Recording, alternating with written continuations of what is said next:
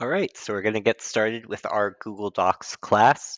Normally, when we teach the class, we have the Google Docs window on half of the screen and the Word document with all the resume notes on the other side of the screen.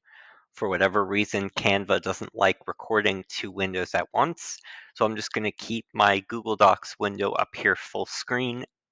And then whenever we go into the Word document to copy things, I'll make sure to show that separately.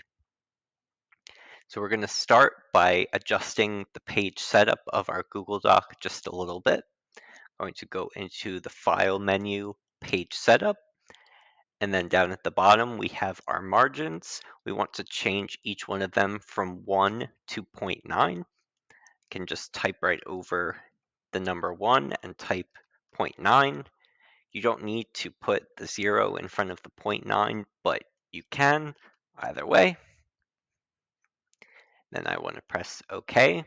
That moves my cursor slightly out towards the edge of the page because I reduced the margins by a little bit. Then next, I want to go into Insert, then Horizontal Line. That puts just a straight line right where my cursor is. We're going to use that to visually divide the information we have in the header from the body text of our resume. Next, we're going to be working in the header of our document. So to get into the header, you can either go into Insert, Headers and Footers, Header, or simply double click in the top of the page. Either way, you should see this gray bar that says Header, and that's how you know you've gotten to the right place. So then I want to go into my Word document, and I want these first 4 lines of contact information. That's what we'll be pasting into the header. Just want to highlight those 4 lines, copy, keep my cursor right where it is in the header, paste, and that's going to put in my text. That is the text we want, but it doesn't quite look the way we want it yet, so we're going to make some changes to that. So to select all 4 lines, you can use the keyboard shortcut Control A, which selects all the text currently on the page. And we're going to change the font from Arial to Times New Roman. If it's not in your recently used fonts, you can scroll down to the bottom of the list and find it. I want to change it from size 11 to size 12. I'm just going to use increase font size to bring it up 1 size. And I want to center align the text, which will bring it all to the absolute middle of the page. That's over here in Align and Indent. It defaulted to left align. I want it center aligned. Then in line and paragraph spacing, and go into custom spacing. You'll see in this paragraph spacing where it says before 12, that means before every paragraph, there is 12 points of space because our font size is 12. It doesn't look like it lets me move this menu out of the way, but you can kind of tell there's a lot of space in between each of these lines. We could tighten them up a little bit so the contact information isn't taking up as much space. So I'm just going to type over the number 12 and write 0. I want 0 points of space before each paragraph. And just a note, each time you type a line and press the Enter key, it's considered a new paragraph. Thus, each of these lines is, according to the document, its own paragraph. I'm going to press Apply. And that really reduces a lot of the space used by this text. Then I want to click anywhere in the white space of the document to clear my highlight, because I want to just highlight John Doe's name and increase the size of that to 15. So again, I'm going to use increase font size to bring it up to 15. And then the button right next to that, B for bold, to make the name stand out from the rest of the contact information. Then one last thing with our lines of text up here, I want to put my cursor right in front of the email, and then on my keyboard, press the backspace key once, press it again. that moves the email up to the same line as the phone number. We could have left it in its own line, but when you're making resumes, a lot of the times the name of the game is preserving space. So anything I can add multiple tidbits of information on one line, I'm going to try to do. So with my flashing cursor between the phone number and the email, going to press the space bar on the keyboard once, then press the shift key and backslash, which is the key above the enter key. That puts in a straight horizontal line, or straight vertical line rather. And then I want to press the space bar again. So having that line there just makes a little bit of a division between the phone number and the email. It makes it look a little neater. And then I want to put my cursor at the end of the email and press delete. So what that did, it's kind of hard to see because the header bar is here.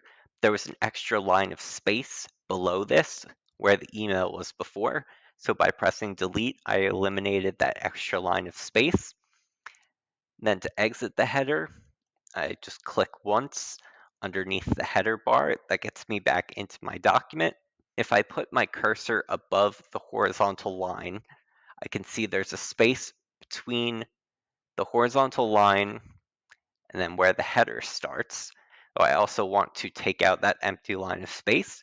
I'm going to press the delete key on the keyboard again, and that closes the empty space here. You can see I can no longer click above the horizontal line without clicking into the header. That means we've reduced the amount of space being taken up here. Right, so the next step is to start typing in our section headers. Before I start typing any text, I want to change the body text of my document to Times New Roman because you used it before. If it wasn't in your recent, it should be now. Times New Roman 12. And then I'm going to type out my 4 section headers. Just want to type it. Press the enter key once to move to the next line. Again, to leave a line of space. And my next one, same thing, enter key twice.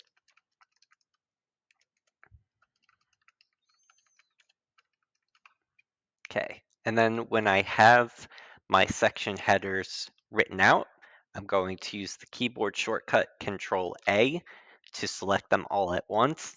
It's also going to select the horizontal line, but that's okay. But with all of these selected, going to go into Format, Text, Capitalization, Uppercase.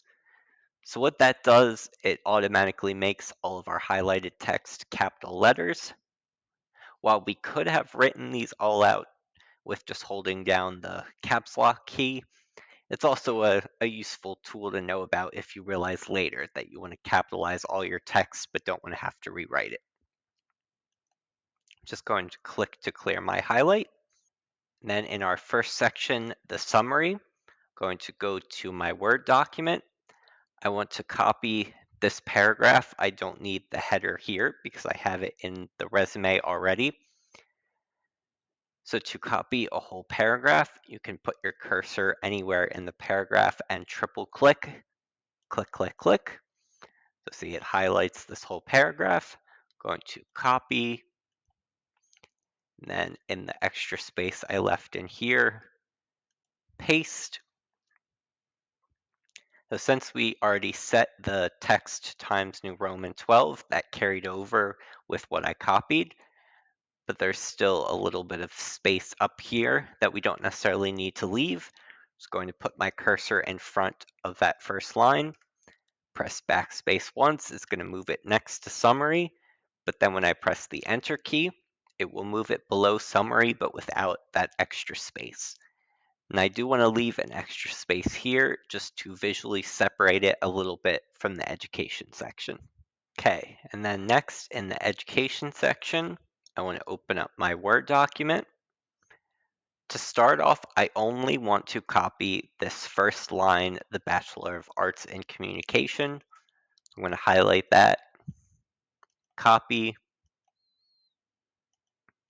paste it down here. Same thing as before, backspace, and then enter to close the space. I'm going to go back to my Word document again, copy the second line with the date range,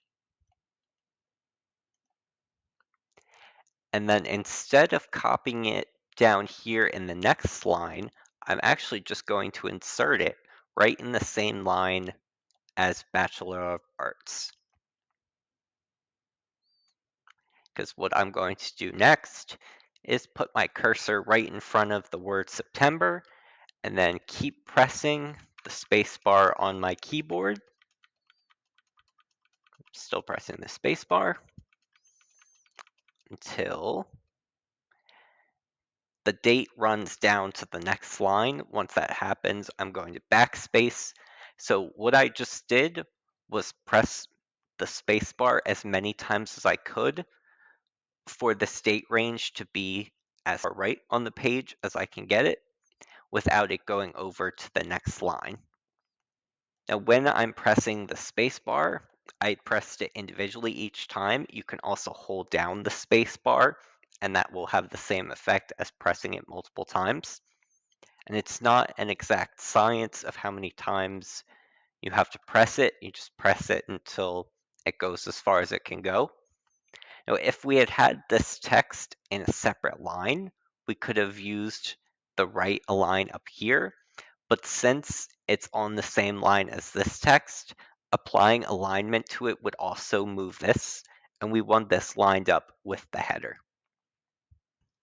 And now I want to move down to my next line. So with my cursor at the end of the date range, going to press enter, go into my Word document, copy the university name, and paste it under there. Same trick as before, backspace key, then the enter key to close the space. And then this is all we need for the education section. So I'm also going to close the empty space in there. So I'm going to make sure I have one line of space between each section. Okay, next we're going to be copying in all of the jobs that are listed on the Word document. That's these four right here, the head marketing coordinator, the public relations specialist, the product marketing intern, and the volunteer. I'm going to start my cursor at head marketing coordinator, then go all the way to the end of the page, copy, then in the line under employment, paste, and because of all the spacing of my job listings, it's going to bring it to the second page, but we're going to fix that pretty easily. So I want to, on my Google Doc, start at head marketing coordinator, highlight all the way down to the bottom, everything to the end of the volunteer position, so 25% for the quarter. And then with those highlighted, going to go to line and paragraph spacing, custom spacing, and like we saw before, the spacing before each paragraph is at 12. It's going to change that to 0, press apply, and now everything is back to one page. I'm going to click to clear my highlight. Then I want to bold each of the job titles just to make them stand out a little more. I'm going to highlight first head marketing coordinator, press bold, highlight public relations specialist, press bold, highlight product marketing intern, press bold, highlight volunteer, press bold. And in the same way that I did up here with the Bachelor of Arts and the date range, I want to move all of my date ranges up to the same line as the job title. And put my cursor in front of January, press backspace to move it up to this line, then hold down the space bar until it goes as far right as it can. If it escapes to the next line, you can just press backspace until it comes back. Do the same thing with my second listing, third listing, and my last. And then the last thing I want to do with all of my job listings is to turn the responsibilities listed under all of them into bullet points. So I need to highlight each individual set of responsibilities, and up here in the toolbar, bulleted list. Turn this sentence into bullet points. This is 2 separate responsibilities, so it will be 2 separate bullet points. Same thing down here. And lastly, I'm going to put my cursor at the end of professional skills, and then press the Enter key to move down to the next line. And with my cursor directly under professional skills, I'm going to go to Insert, Table, then you'll see all of these blocks pop up. And when you put your cursor over the blocks, they'll turn blue. And then down here, where it says number by number, that tells you columns by rows. So in the same way that you talk about spreadsheets in Excel with columns and rows, you also do with tables when you're building them in Word. So we want a 3-column, 2-row table. Just click on the bottom rightmost block, and that inserts that table into your document. And I want to type my professional skills from the Word document into my table. I have it set up the way I do, so I can put the 3 hard skills on the top row, the 3 soft skills on the bottom row. Because these are not formatted as a table, see if I were to copy them from here and try to paste them in the table, they would all end up in one cell. So if you want to copy and paste, you can highlight each one individually and then paste it in just so you don't have to retype anything, or you can type it in manually, whichever one works. Have everything formatted in the table. Then I want to highlight my whole table. I'm going to start with my cursor in my top left cell, highlight down. Then when I have a table selected, this menu Table Options will appear in the toolbar. I'll click that. Then I want to go into Color and change my table border color to white. I want the top right square.